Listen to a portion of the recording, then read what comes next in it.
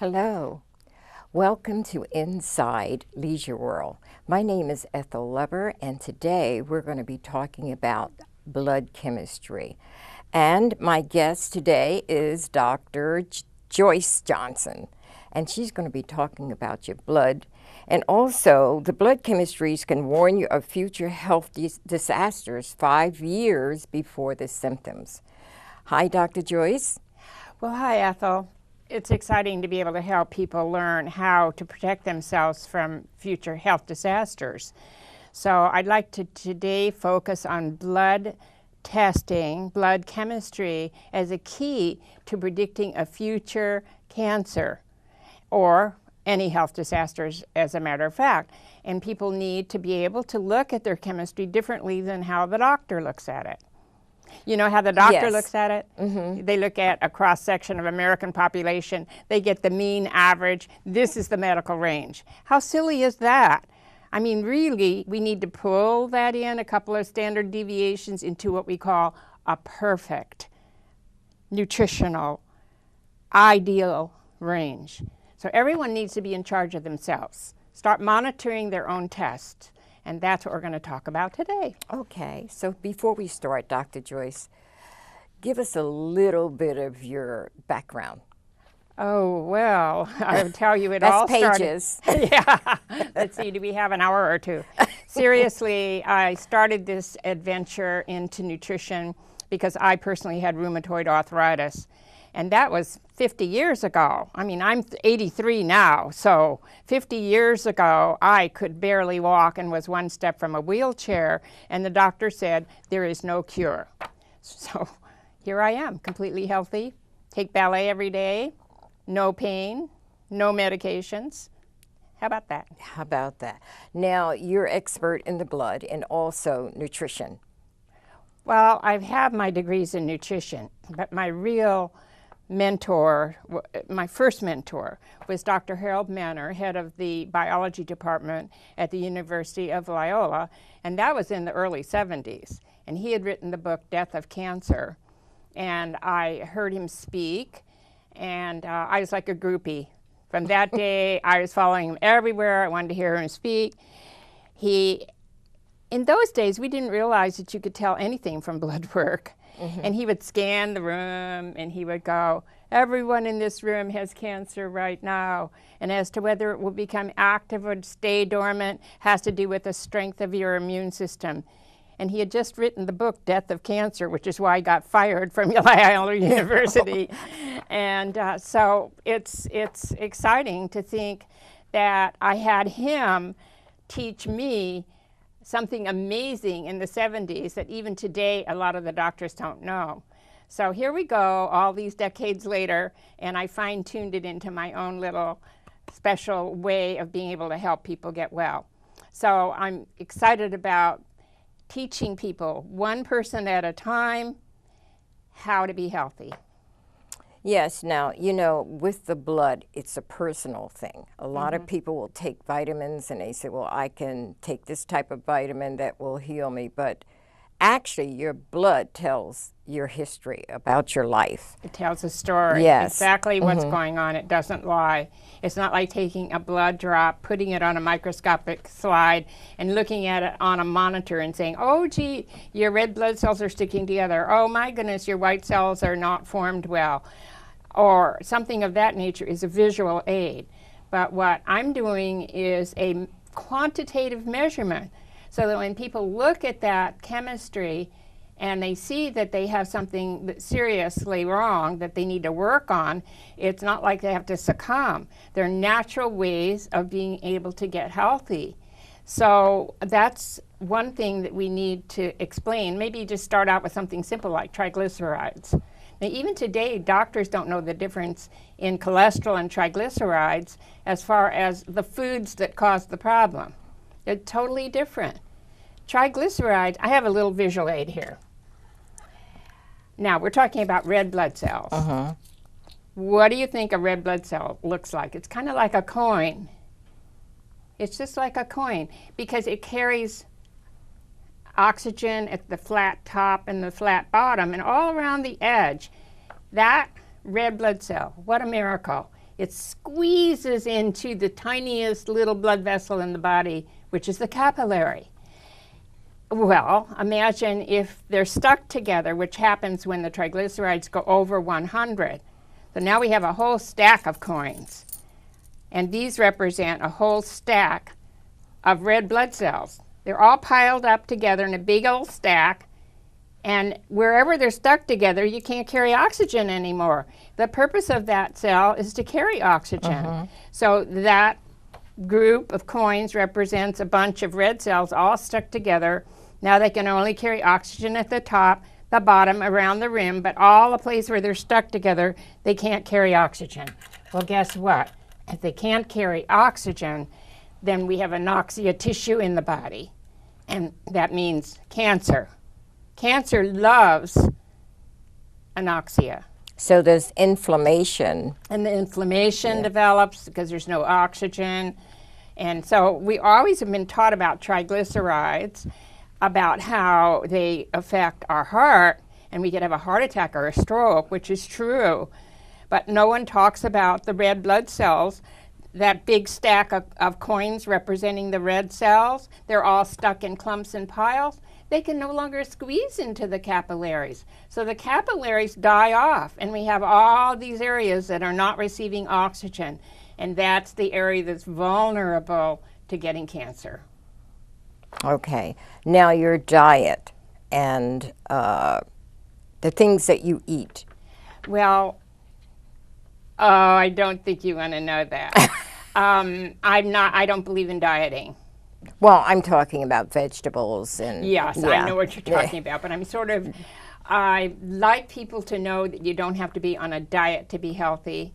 So what I eat basically is pretty strict on every single day, like mostly vegetables, fruit, whole grain, fertile eggs, soft-boiled eggs, that kind of thing, and salads. But if I'm out at a party, I'm going to eat what everybody else eats. Yeah. And normally I don't eat a sandwich. Today I ate a sandwich. Normally I would eat a salad. I mean, in other words, I don't believe in a diet. I think that what you have at home and eat every single day is extremely important, and that's where the habits should be formed. But when you go out for a birthday, you go out to dinner, you go to a friend's house, you don't want to bore people by, oh, I'm a vegetarian.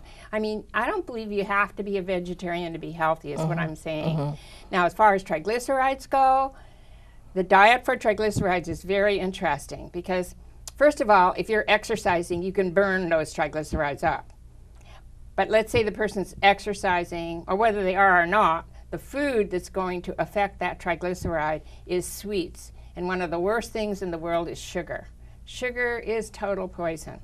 I love sugar. So I found a substitute, and it's called xylitol. Xylitol.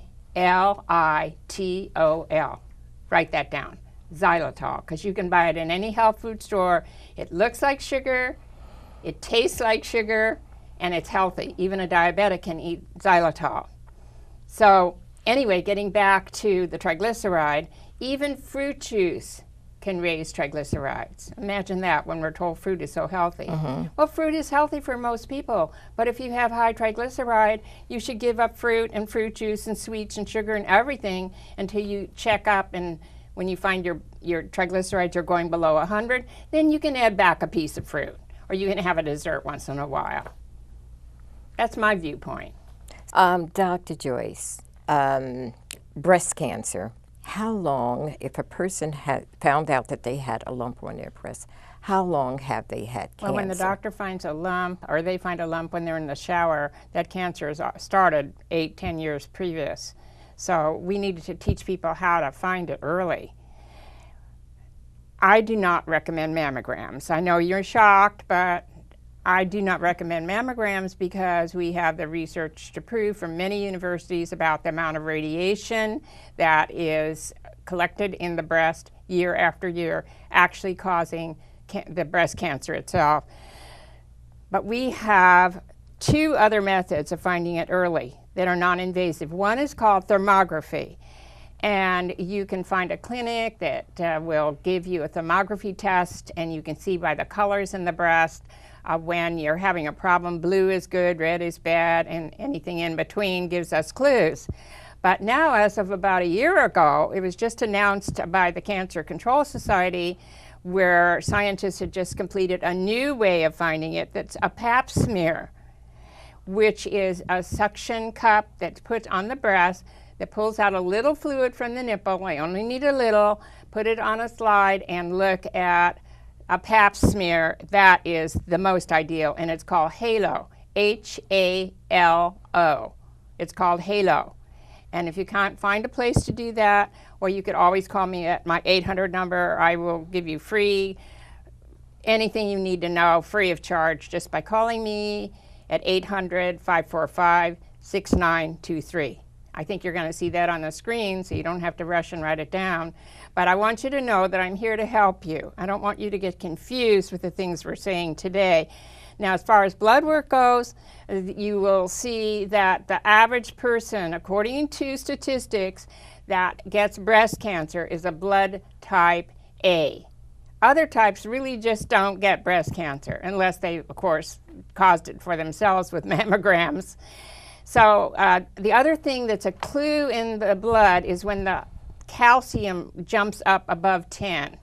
So those are a couple of clues as far as the blood goes and breast cancer. So they need to look at their blood tests to see their calcium? Exactly. And when they see that calcium should be about 9.5, calcium's over 10, that's a red flag for breast cancer.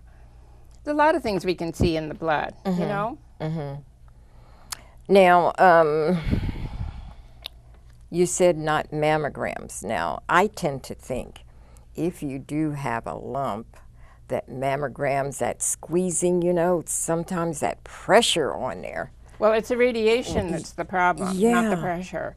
And the radiation, and we're collecting that radiation year after year, so many rads for how many pictures they take, and it doesn't go away.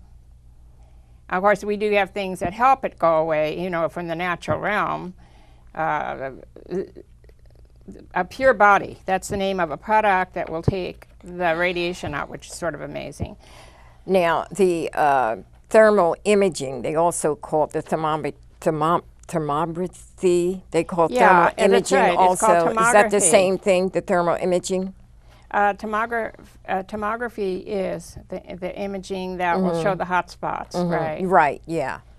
So there are a lot of other things that we can see. One of the things I mentioned earlier today was the immune system, and it needs to be healthy to withstand cancer cells and to kill cancer. People with weak immune systems are vulnerable. So we want to look at the CBC, complete blood count, and most people have that in their arsenal of medical records that the doctor usually runs CBC. So the complete blood count needs to have the white blood cells around 5 to 7, and then the balance of the white cells, which is neutrophils and lymphocytes. The neutrophils should be around 50 to 65, and the lymphocytes should be around 25 to 40. And anything that goes out of that, either too high or too low, there's something wrong with the immune system, and we need to work with that immune system from the natural realm. So what about the tumor markers? The tumor markers are really valuable. There's a new one called AMAS, A-M-A-S. It's hugely expensive, but it's a 99% accurately will show the cancer 10 years before you have it. The AMAS is a new blood test. Well, it's been around a while, but it finally is getting inexpensive enough that we can order that. And that doesn't tell you where the cancer is, but it tells you within 99% if you have cancer or you don't. Now, as far as where, I mean, I know doctors have been downplaying PSA as a marker. I totally disagree. I think PSA is important for prostate. I think the CA-125 is important, the CA-15-3. I think all of these tests that are specialized for a particular kind of cancer are valuable. And some doctors don't think they are. Well, the doctors just don't get it when it comes to blood chemistry as a marker and a blueprint. And this is all I've been doing every day for 50 years, so after thousands of people, I fine-tuned it down into a pretty good science, you know. For example, the strength or of the organs of the body. Like I have a handout, a visual aid that people can get free of charge. I can give you any of the things we're talking about. I won't charge you for it, but it's called Animal Protein Digestion. And figure out, are people eating too much animal protein, or are they not eating enough animal protein? Some people, like blood type A's, really shouldn't be eating animal protein at all. So anyway, let's look at the blood work from that realm. Let's say that we're looking at the animal digestion, breaks down into amino acids, goes into two areas, which is measured in your blood. One, it goes into purines, which becomes uric acid. You can read the uric acid in your blood, which should be around 4, 4.5, and that'll tell you why you have joint pain, and that also is very, very dangerous to have uric acid swimming around. Those crystals actually puncture white blood cells at the joints and wherever else the body, which is all over. The white cells are everywhere. And so uric acid crystals, you don't want those circulating. The other one is the ammonia. The other picture of this protein breakdown, called deamination, is breaking down into what we call ammonia. And ammonia then breaks down into urea nitrogen. And we read that in the blood as BUN, blood urea nitrogen. Tells us about your kidney. Is your kidney healthy? Is your kidney functioning well? Do you have a serious kidney cancer? Do you have a kidney that's not functioning well? Well, the way we tell that is through the BUN. And we want that to be around 10 or 12. So that just gives you some examples of how people can monitor their own blood and get a few clues about where the weaknesses lie. And if I had high BUN or I had high uric acid, I'd be a vegetarian for a while until I got those numbers down. Now, what's that RDW? How did you know about that? You're so smart. That has to do with the B vitamins. Oh, yeah. Okay. Yeah, those are that's on the CBC, and you can look at in the CBC, complete blood count. You can see B12, folic acid, B complex, all red with those MCH, MCHC, MCV, RDW. Those are all reading your B vitamins. Oh, okay. So if it's high, then what? Well, if it's not, most of the time, it means that you have a B vitamin deficiency. And there are a lot of people who need folic acid and B12, for example. So it could be that we need to get the person on a product that contains B12, folic acid, and vitamin B6. Another one, have you ever heard of homocysteine and C-reactive protein? Yeah. But the doctors always just take cholesterol, but they won't take homocysteine. I wonder why. I couldn't figure that out. Well, homocysteine should be below 7. And then we have the C-reactive protein. Both of those are charting inflammation. It could be for the heart. It could be inflammation is the fertile ground for cancer. And it's so simple to cure the problem. Would you believe? Oh, I'm not allowed to say cure, sorry. But when you look at B12 and folic deficiency, it's not a complicated thing. You just take B12, folic acid, and B6 in a formula. Wherever you buy the formula, I don't care, but get the formula if you have the MC, MCHC, the MCV, any of those that are elevated. So that's a good question. Thank you. Okay, what about that triglyceride test? The triglyceride is part of the lipid panel. So when they run cholesterol, they'll 99% of the time run a triglyceride. It's called the lipid panel. Okay. But the doctors have never looked at the difference in the cholesterol and the triglyceride from the natural realm. Remember we mentioned that earlier in our talk today. The cholesterol, however, we haven't talked about that. The HDL, the good guy, high density lipoprotein. The HDL is a good guy, and you want to have a lot of HDL. That's the And if happy you have one. a glass of red wine every night and get on the road and start walking fast, do some power walking, and that's going to raise the good HDL. But I'm thinking about a minute ago we talked about breast cancer. One of the best foods to prevent breast cancer and one of the best fats is coconut oil. Can you believe Yeah. it? I remember 10 years ago we thought coconut oil was bad. And now we've got all the research to show how fabulous it is. Yeah. So coconut oil actually tastes good. It gets hard at room temperature, and if it's really hot in your house, it will become an oil. But most of the time, you can just scoop it out with a tablespoon, put it in your cereal, put it in your eggs, put it in your salad, put it in your casseroles, put it everywhere. And you know what? It actually tastes good. And they have a lot of studies now that show that it prevents breast cancer, which I thought was very interesting. I thought they had some in a bottle, actually, the oil. I don't think so, because at room temperature, if it's hot, it'll be an oil. But the minute it gets to be about, let's say 72 or colder, it would be solid. But when it Okay. gets warm, like 72 degrees or higher, then it's going to be solid. But it doesn't really matter. It tastes good.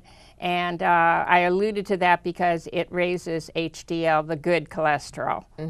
So, and then the other thing I was just thinking about, people get mixed up between the LDL, which is the bad cholesterol, and the LDH, which has nothing to do with cholesterol. LDH is lactose dehydrogenase, and that is measuring the amount of free radicals in the body.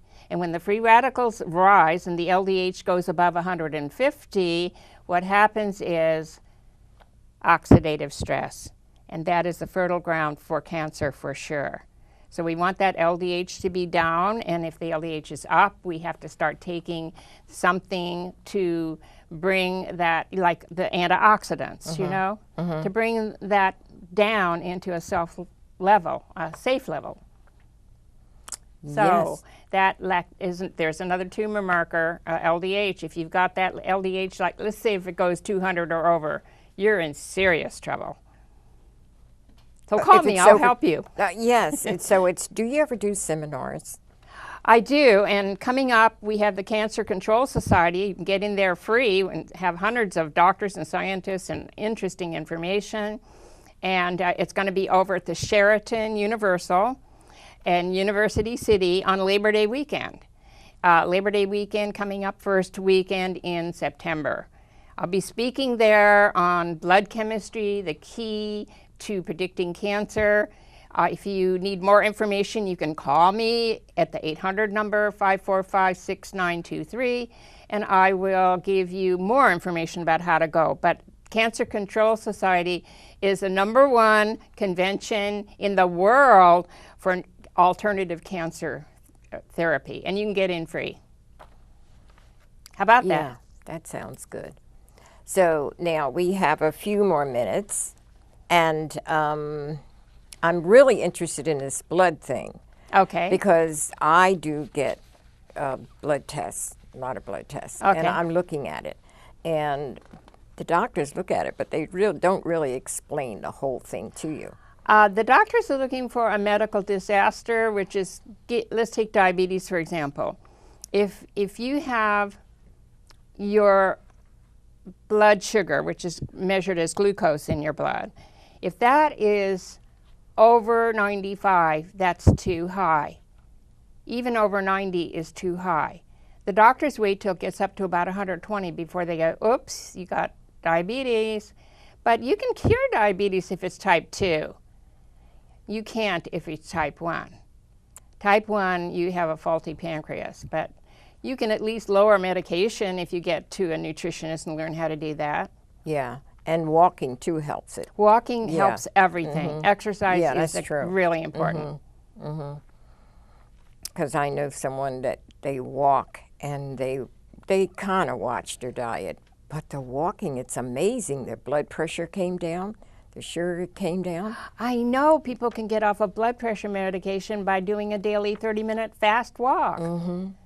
It's amazing what exercise will do to help people. It'll change your triglyceride, it will go down, and your HDL will go up, which is a good cholesterol, and all kind of important things happen. You get more oxygen. Cancer hates oxygen. Yes. So yes, absolutely. It doesn't cost anything to go out for a 30-minute walk. And then stress too. You have to watch that because that can create a lot of problems. You hit the nail on the head. Yeah. The centenarians, those are the people that live over 100, they're always happy, stress-free, they don't worry. That's another key. Yes. Being happy, Yes. laughing, Yeah. joyful. So we have a few more minutes to go. What else do you want to talk about before we end our show? Well, I think it's important for people to know that you don't have to be a fanatic to be as healthy as I am. You probably don't know anyone my age, 83, who is or looks as healthy.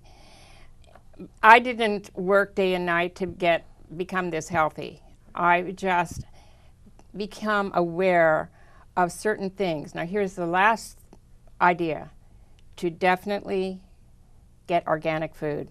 Does it cost a little extra? Sure. But do you really want to eat pesticides? So that would be my last thing. And if you're not near a place that sells organic food, you should wash your food. That's right. Yeah, wash your vegetables. Yeah. Right. And but you know what? You can get organic food in grocery stores now, in just mainstream places. Well, that's true. I mean, I see it more and more. I'm noticing all the that. health food stores, yeah. but also the grocery stores. They have this one section for organic food. So yes, you can just be selective and choose organic food, and keep the pesticides out of your body, because those pesticides will create havoc. And you will get cancer from pesticides. We know that. Yeah. They have GMOs in the foods, genetically modified organisms that cause cancer, and they don't even put it on the label. So yes, organic food, that's our last idea to leave with maybe people. farmers market, that helps. Mm-hmm. Yeah. Well, we have a minute to go. Okay, well, let's just be sure that everybody comes to the Cancer Convention. It's called the Cancer Control Society. And it is the first weekend in September, Labor Day, and it will be in Universal City at the Universal Sheraton Hotel. So I hope to see you there. Come and say hi. And I will be speaking there on blood chemistry. Okay. Blood chemistry is the key to predicting cancer. Don't play Russian roulette with your life. So you said that you have literature that I'm going to have that lecture, and by that time I'll have my book done. I'm doing last-minute research to be sure I'm totally up to date. Every single day I read the latest science that came out for the last 24 hours, because it's moving that quickly.